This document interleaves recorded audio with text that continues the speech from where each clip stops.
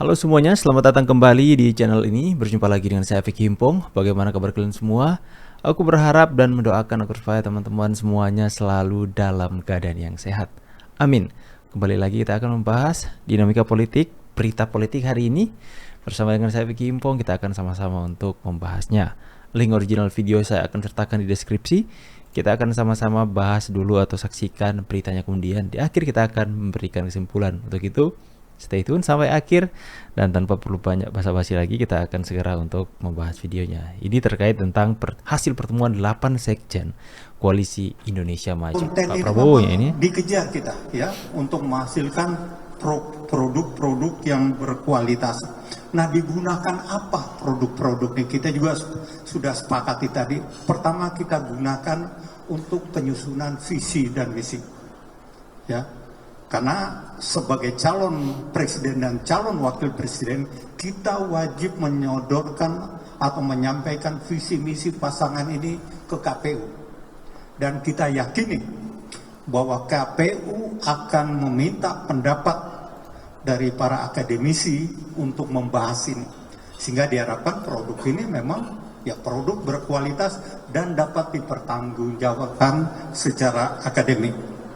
Kedua, produk ini dibutuhkan untuk para jubir nanti. Ya, biasa dalam pilpres nanti ada jubir-jubir ya, baik tingkat nasional, tingkat provinsi maupun kabupaten kota. Nah, itu kita berikan kepada mereka ya, tentunya pada sesuai dengan tataran. Dan yang ketiga, produk ini adalah untuk kepentingan iklan ya, untuk kepentingan iklan. Jadi tentunya lain ya. Dari 3 produk ini diharapkan kita bisa pahami bahwa itu akan memberikan dampak positif untuk bagaimana meningkatkan elektabilitas dan menarik hati dan pikiran konstituen untuk memilih pasangan Pak Prabowo nanti. Itu kira-kira. Kemudian pokja yang kita bentuk tadi sudah kita sepakati ada 4. Yang pertama tentunya kembali lagi harus relevan. Pertama terkait dengan bidang ekonomi. Ya, pokja ini akan bentuk bidang ekonomi tentunya ya, melihat kondisi kekinian, apalagi kondisi sekarang dunia atau global tidak memberikan kepastian. Nah, ini sangat penting ya. Kemudian kedua, masalah politik, bidang politik dan hukum. Dan yang ketiga, masalah kesejahteraan rakyat. Dan yang keempat, masalah pertahanan, kemudian keamanan dan hubungan luar negeri. Ini rencana pembagian pokja yang tentunya oleh tim pakar dari Pak Prabowo akan dikomunikasikan ya. Apabila Pak Prabowo setuju, maka kami akan segera membuat pokja-pokja itu. Jadi dari partai-partai, ada 8 partai insya Allah yang akan bergabung ya, mengirimkan anggotanya. Tadi saya sudah jelaskan, dari yang ada saja sekarang ada profesor, ada doktor, tentunya dengan bidang ilmu masing-masing. Dan kita harapkan juga ya dari partai, terutama di parlemen, bisa mengirimkan kader-kadernya untuk bergabung. Ya, mungkin katakan siapa yang dari komisi 1, siapa yang dari komisi 2, komisi 3 sampai dengan komisi 11. Karena mereka ini yang setiap hari mendiskusikan dengan mitra masing-masing masalah kebangsaan ini.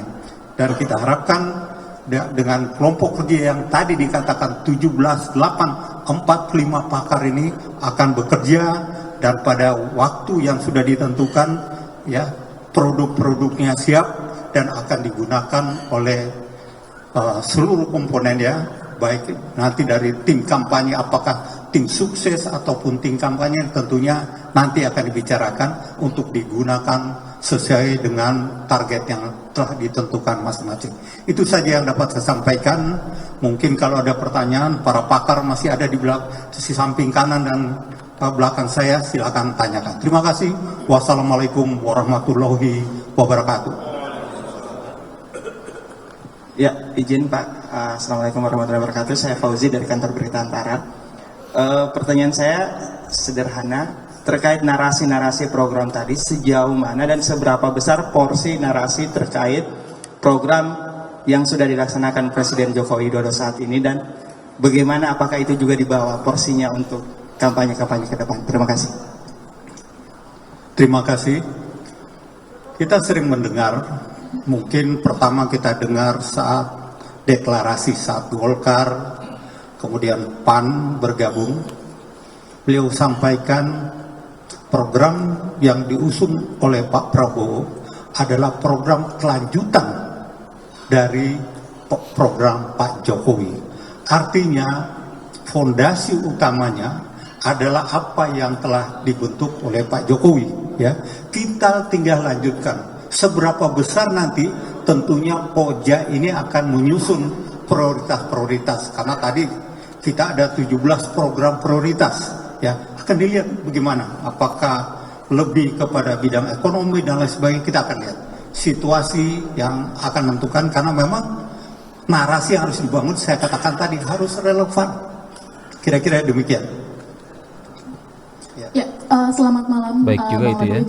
Saya Santi Dewi dari IDN Times. Ada 2 pertanyaan, Bang. Tadi Bang Ledwig sempat menyampaikan bahwa ada 17 program prioritas yang mana sebagian besar itu melanjutkan program atau kebijakan dari periode kepemimpinan Pak Jokowi. Tapi kan kemudian dalam waktu dekat besok, lebih tepatnya akan ada 1 anggota partai parlemen baru yang sehari-hari kita mendengar selalu membawa spirit agenda perubahan, dan itu sudah dititipkan juga katanya melalui menarik ini, Pak menarik. Prabowo gitu. Apakah agenda perubahan itu diakomodir melalui 17 program prioritas tadi? Kemudian yang kedua, dalam pertemuan tertutup tadi, apakah juga turut dibahas mengenai soal penyusunan tim pemenangan yang akan ikut menyosialisasikan program ini dan membawa tim ini untuk segera mendaftarkan ke KPU? Terima kasih.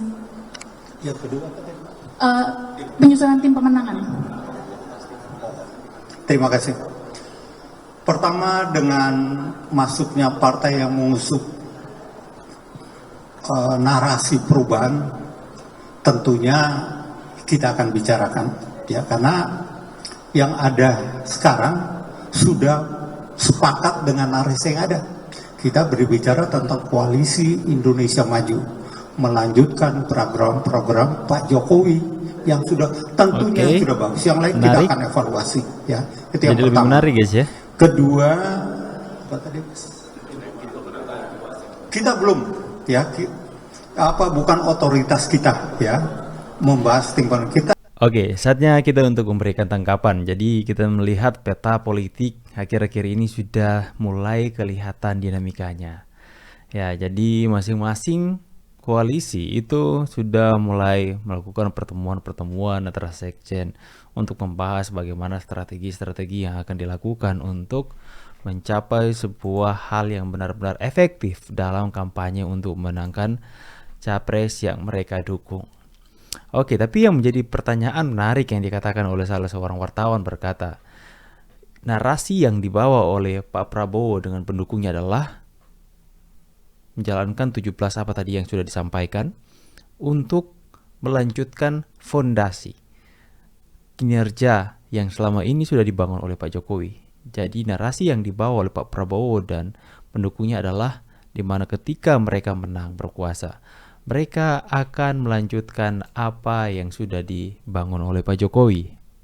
Dan itu tentunya adalah sebuah narasi yang bagus. Saya saja itu benar-benar setuju, dan saya sangat senang untuk mendengarkan jika toh mereka ketika berkuasa nanti, sekalipun saya tidak menjagokan kubunya Pak Prabowo ya, akan tapi jika pun Pak Prabowo menang, saya mempunyai kelegaan hati saya karena ini seorang Pak Prabowo nantinya akan meneruskan apa yang sudah dicita-citakan oleh Pak Jokowi.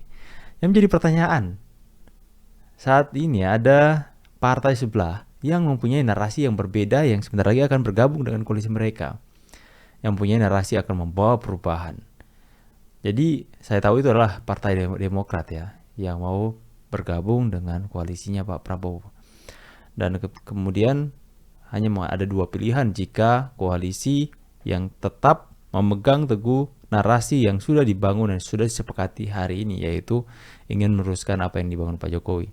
Yang pertama, Partai Demokrat mau tidak mau harus mengikuti dan juga sepakat dengan bagaimana mereka melepaskan narasi yang pertama, narasi yang mengatakan membawa perubahan.